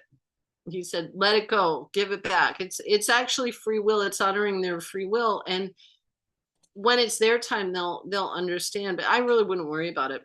Just keep vibrating toward the people that, feel in alignment. And he did call me back for a second interview a couple of months ago. And I was really surprised. And I just completely ignored his email. It's also communication. People have different ways. It's like we're all coming from different backgrounds. So we're speaking different languages. We have to find a common language, right? And so to him, it could be like, what are you saying? But it may sound mean or like try to put you down, but it might actually be like, I don't understand. I want to understand, so it's really up to us to filter where that comes from. But I think, just use your own sensibility, what feels right. Thank you, Shakara. Christy, were you going to say something? Yes, I was. And this is a very deep conversation, not just because Shakara has spoken, but it's something I think that can go to another level, like, and oh yeah. and I know it's been recorded and that, but I mean, I can just give you my brief insight, but I think we could go back to that again off camera and dissect it, like, which could give us some insight really as to our brokenness. And I don't want anyone to take that personally, like, we're quite fragile because we have been through a war emotionally and physically, not just in this incarnation. We've come back here because we were selected and we were strong enough to go the distance, but we've been hurt just through the indoctrination in this reality, like, you know, how we've been guided along the path, and we're all aware what I mean by that, until we get to a certain point and say, no, I need to change the road, I need to go on other routes. This is not helping me at all, like. And that's where the conflict can start within, like, you know, because you decide to not disagree, but you decide to go another way. And that's the road I went. And isolation played a big part of my life, like, you know, the sort of way, which I'll go into deeper maybe off camera, because I was quite unique in many ways, like, and when Rinturas had said to me, we're going to strip you to the bone and rebuild you, I went, oh my God, what are they going to take from me? Like, and I went into panic mode because my life was busy. You know, my life was like family. I had children. I was quite busy, like, you know, and I had this being coming in the outside, which blew me away. It was so beautiful to know that I was having a relationship with a being from another dimension. When I reflected where I'd come from, and here I had this being is coming in from another reality to say, Christy, I have your back. Don't worry about it. Everything is going to be okay. So we start to try and fix what is broken. And sometimes we run away from that because it becomes so difficult emotionally. We don't find the answers we're looking for in the present moment. And each experience takes us to another experience, which takes us to another experience. So it's interesting that this conversation has come up tonight because, as we have said, everything is happening now. Right now, at 21:11 Irish time, I haven't got a problem in the world. Now, what will happen when I end the call and I go down and I interact with family and something catches my eye and a thought comes into my awareness? And again, I have to make sure, really, where I am and what I'm about. And what I'm about is something that I'm still trying to understand. I'm down here having this human experience, but what's going on outside of that is the information that I'm calling for. And as we said earlier on, you don't want to overload you. We also want you to have the human experience because you're the contract coming in. And we're really not allowed to break that contract because that comes directly from source, like, you know, but we want to play with you because we've had loads of fun in the past and we're reconnecting with you on earth for a specific reason, like, you know. But to take it back to the physical in this reality and try and heal on the inside and the outside, that takes time, like, that takes time. When you've been broken and you realize that that is another program that you can play in if you choose to, but you can sense over time when you are connecting to these beings of light that they have a plan for me. And that plan for me is to understand, yes, you're down there having a human experience. It's quite difficult down on earth. We want you to realize how brave you are and the respect we have for you to take that road. Like, you know, it's not easy because you're going to be met with the obstacles that we just spoke about tonight. And to come over that, really, as I said earlier on, when you see the craft, okay, I've seen it, it's real. I see it, I might see another one, great. Where are you going to go from that point? And it's all about expansion. And by doing so, the ripple effect from this conversation, from me, yes, hopefully will help someone close to me to understand their greatness, really. They may not be ready to open up that program in their awareness, but they're sensing something. They want something. And it comes to them in many shapes and forms, like, you know. But that's an interesting topic that we could maybe discuss off camera, really, because it's quite deep, it's quite raw, and it can be quite delicate, like, you know. Thank you. Thank you, Christy. Go ahead, Shakara. And yes, I was, yeah. Do you want to add? Oh, you could. Yeah, I just want to say, I mean, keep in mind that we are really on the cutting edge of a lot of this stuff, you know. And you and I talked about Mary Rodwell, for example. The thing I love most about Mary is she just is always open to possibility. She never says no. She says, well, what was it like for you and how does it feel? I mean, in the interviews and the things and the call I had with her, it's just warm and open. You know, she's fascinated with what can happen. And when I have sessions, I never negate people's experience, because to me, even if it's in a dream, it's coming for some reason, right? Even if it's a past life, even if it's a spirit outside of, in whatever form. But you got to remember, it's like somebody talking about yoga and tarot card reading 10, 20 years ago. It was like voodoo, you know, like don't even go near that stuff or whatever. Now everybody, it's like become part of pop culture, you know. It's become gentrified as a practice, you know.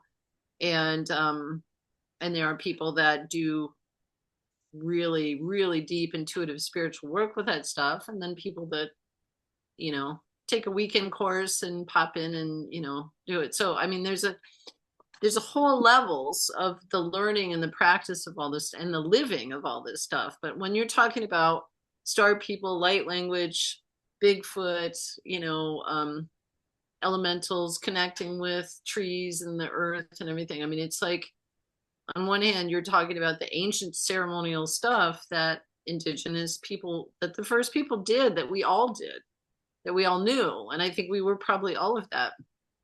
And we forgot. And what's ironic is this is like coming back full circle of all of that. It's, you know, you mentioned like it felt like a ceremony when I was speaking light language. To me, every time I do anything, whether I make art, talk to people, whatever, it's a ceremony because we're in this sacred space. It's not a business arrangement, you know, anymore. And I've been in that world, but it's, all I'm saying is that this stuff is still really cutting edge for most people.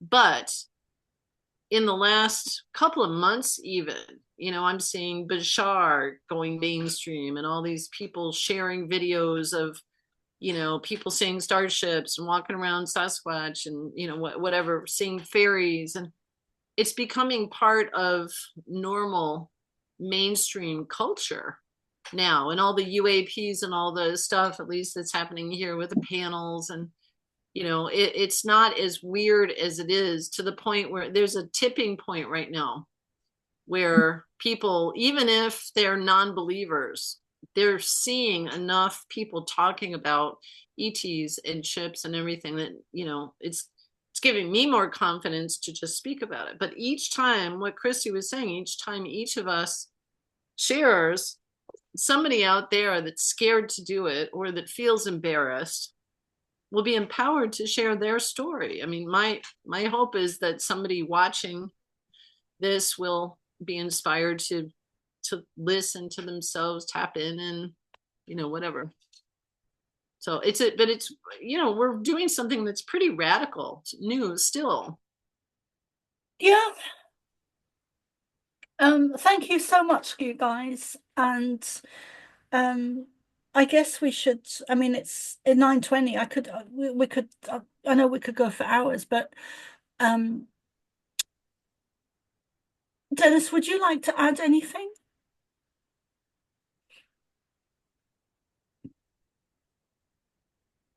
Maybe he can't talk. Okay. Yes, I would in about 3 minutes. Okay. That keep going. So, oh, no coffee then either.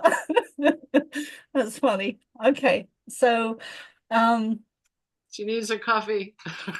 yeah, I do. I love coffee. I need my coffee right now. Me too. So don't go anywhere. When I stop, please don't go anywhere when I stop the recording, and that's for everyone. But could you please can everyone, because we all offer services, and please mention your websites. I will list them anyway, but so people can check out your services and what you offer.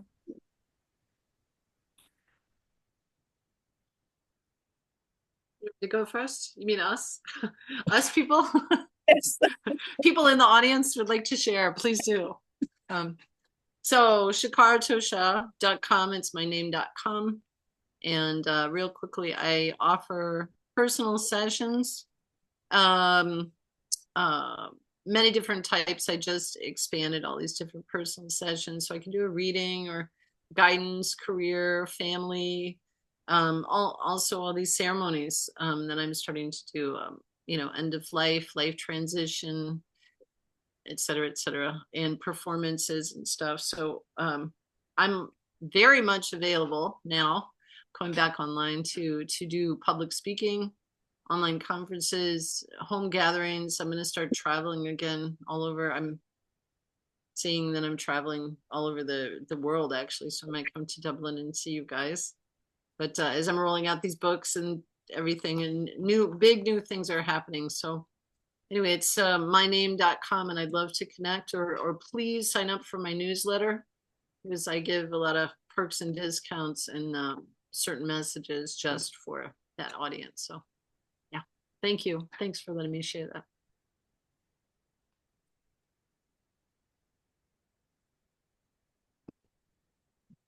Can't hear you. So we have to meet if you're coming to Ireland. Of course, we're going to do something together. Yes. For sure. Go ahead, Christy. Wonderful, Shakara. Yes, absolutely. Yeah, I think I put up my website. I'm not too sure, but I can put it up again. My webpage, selected by light beings, Christy Clarke, connecting to stars.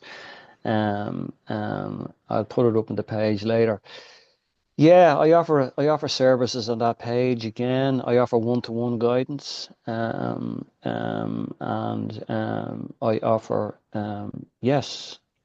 channeling sessions.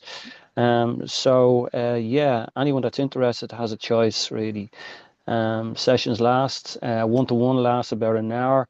Channeling sessions last normally 30 minutes, and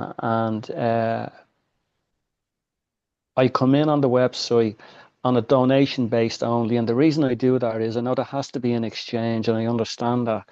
But at the moment, monetary, I don't need monetary today. I have been supported by the universe. I may get to a point where I have to increase my prices, but at the moment, it's a donation based only. Yeah.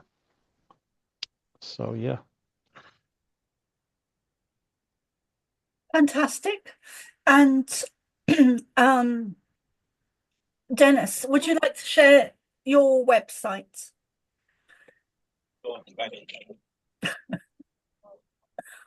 I'm saying that because I'm trying to encourage Denis to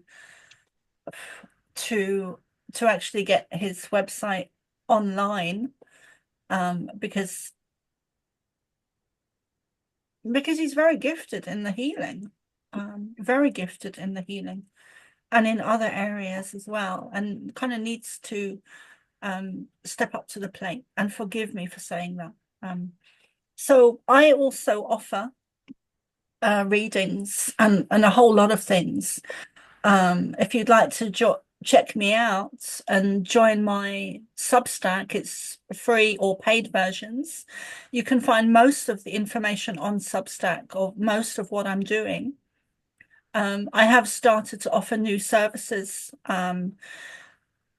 for half-an-hour sessions instead of an hour sessions, for both the channeling, the Pleiadian channeling, and also readings. So I now do, it's not a reduced rate, but you pay less because you get half an hour instead of an hour. And I also have 3 groups. I have a Saturday group where I also channel, and a Sunday group where I also channel, and the energies are very different in both those groups. And on the 1st of every month, beginning on the 1st of April, I'm starting a new group which is strictly for people that have subscribed to my Substack, whether it's monthly, yearly, or as a founder, and that will include a Q&A with the Pleiadians. I predominantly channel Ashtar, but Jesus is often present and sometimes does come through in those channelings, but also very connected to him since a child. And my website is somaarah.love. Denis, are you able to speak now? Yes. Can you hear me okay? Yeah. Okay.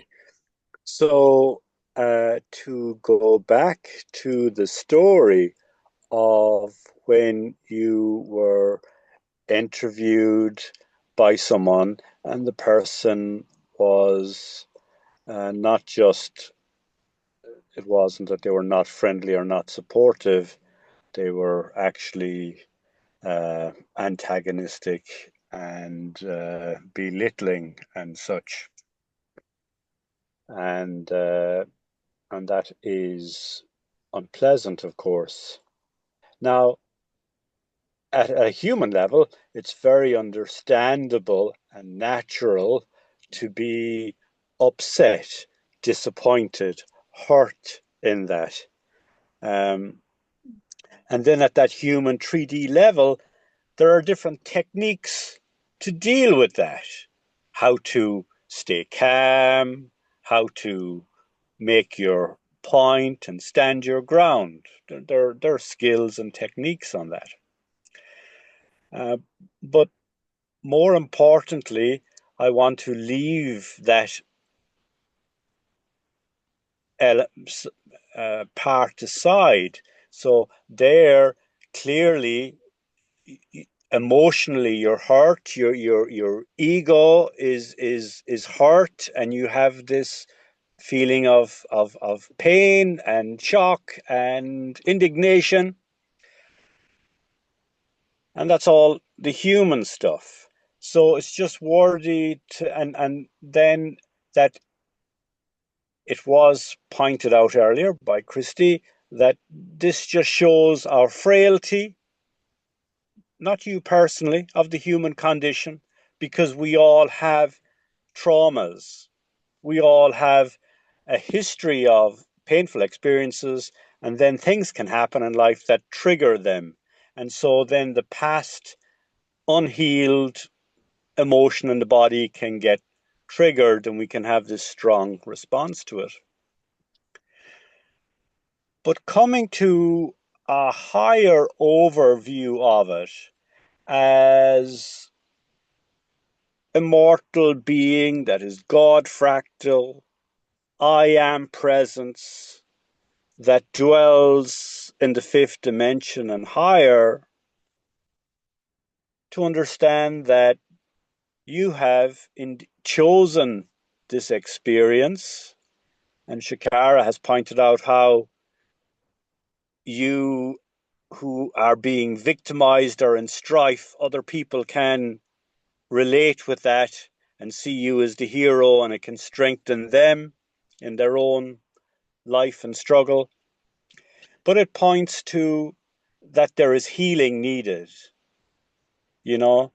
So something that's personal here is, you know, you have to heal that, and you have to give forgiveness. And this is a fifth dimensional, this is a higher frequency approach to this challenge. Like, what is required is to give forgiveness to that person, to have compassion for the limitedness and shortness of their own perception, experience, and knowledge. What's also required there is to allow and accept and And another important point on this is with regards to validation. There are all sorts of rules in the human level and the third dimension where things are dualistic. They're right or they're wrong. They're good or they're bad. And they're good manners, bad manners. And we can go, well, he's wrong to have done this, and it's bad manners and such, all sorts of labels in it. But when you come up to a higher dimension on it,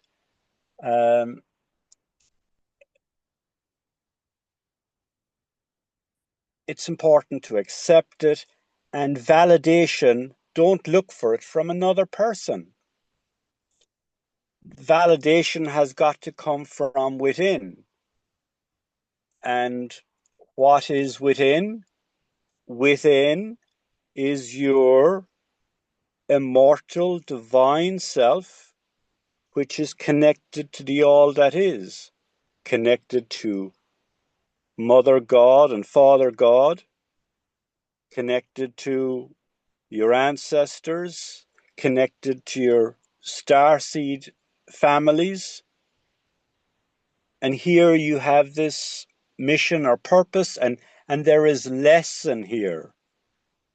So the third dimension can, this human level, we can look at the hurt and get stuck in the hurt, but there is invitation here to see what is the lesson. And there is never just one lesson. What is the blessing? So here I am, oh look, I feel wounded, I feel hurt. So there is blessing and gift offered here that you're being invited to forgive yourself, to heal your past hurts, to give compassion to them, to give compassion to this person who's showing this rudeness. Does that make some sense? That was that was beautiful.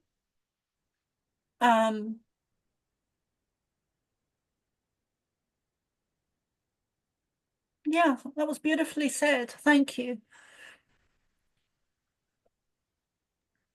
Can I share one more thing that I was inspired to say? Because I know you want to wrap up.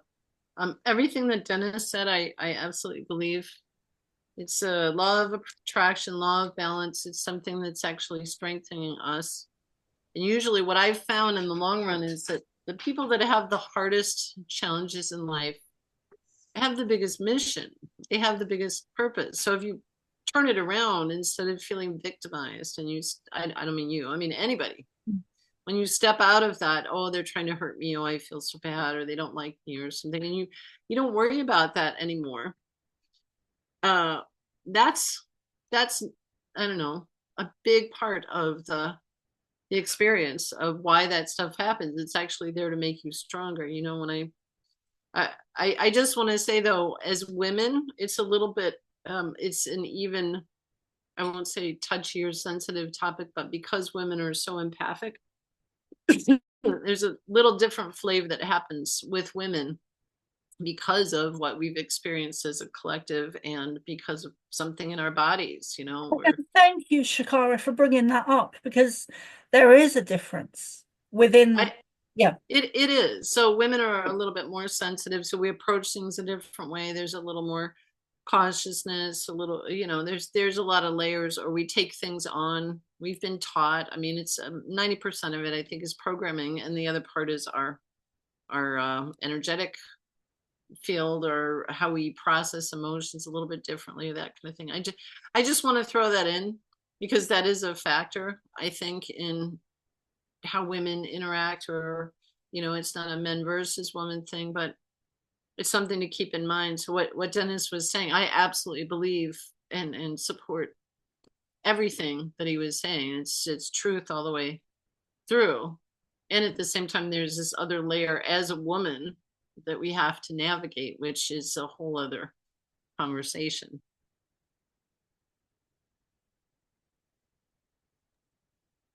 That's all. I just wanted to share that. Thank you, Shakara.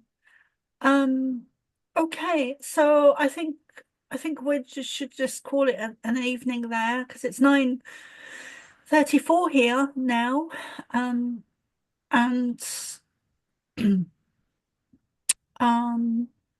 okay, so thank you everyone for watching. And if you have any questions for any of us that were present today, whether it's myself, Christy, Shakara, or Denis, then do message us and let us know.